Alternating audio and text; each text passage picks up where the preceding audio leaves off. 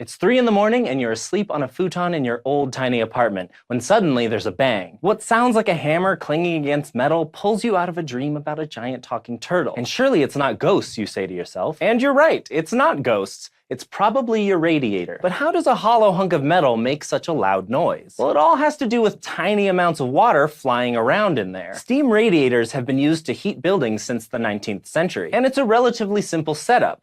You have a central boiler that boils water, and the steam that the boiler makes takes up way more space than it did as a liquid. As it expands, it pushes itself through a series of pipes. Now, assuming you've opened the intake valve to let the steam into the radiator, it'll rush in and push the air out through a small air vent on the opposite end. And when there's enough steam inside the radiator, the pressure causes the vent to close, trapping the steam inside. That air vent can be one source of annoying radiator noises. If you're hearing a whistling sound, the vent might be gunked up with limescale, a residue from minerals in the water. But banging, on the other hand, comes from what's happening inside the radiator as the steam cools down and the metal heats up. Eventually, some of the molecules in the steam lose enough heat to condense back into a liquid. Usually, gravity pulls that liquid back into the pipe that it came from, and it drips down to the boiler to eventually be heated up again. But those tiny little bits of condensed water can make a banging sound loud enough to interrupt your conversation with that turtle. If some of the water can't leave the radiator, say because the metal is sagging or your old floor has given way and now the radiator's tilted in the wrong direction,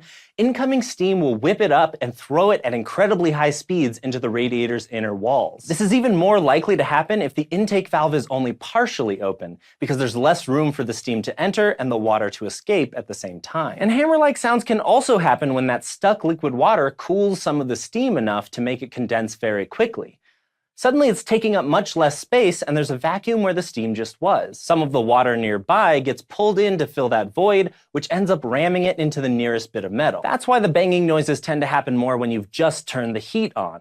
After the system's been running for a while, a lot of the condensed water will heat up and become steam itself, leaving less to hurl around. But condensed water isn't the only possible source of banging. Since your metal radiator and the pipes attached to it are trying to expand as they heat up and contract as they cool down, they might be loudly bumping into something nearby. But it should be pretty easy to tell if that's happening just by looking. But no matter what's causing it, if your radiator's making loud noises, you should probably call a plumber, not the Ghostbusters. Thanks for asking, and thanks especially to all of our patrons on Patreon who keep these answers coming. If you want to submit questions to be answered, go to patreon.com/scishow.